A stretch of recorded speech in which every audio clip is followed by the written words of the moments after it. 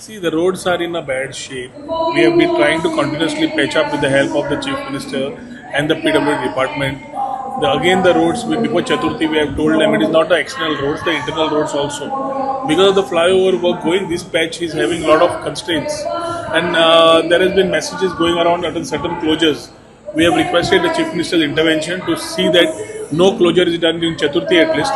We need to discuss any closures to happen. If it has to happen, we need to ensure the adjacent roads, everybody which are there, are to be done up in a manner which traffic can be diverted.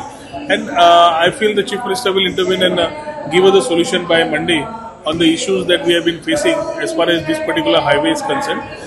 We understand the issues faced by our people, we are with them, and we also are trying our level best to ensure that they are solved at the earliest, where we have asked the PWD engineers to ensure that to understand the people's concern and act ASAP.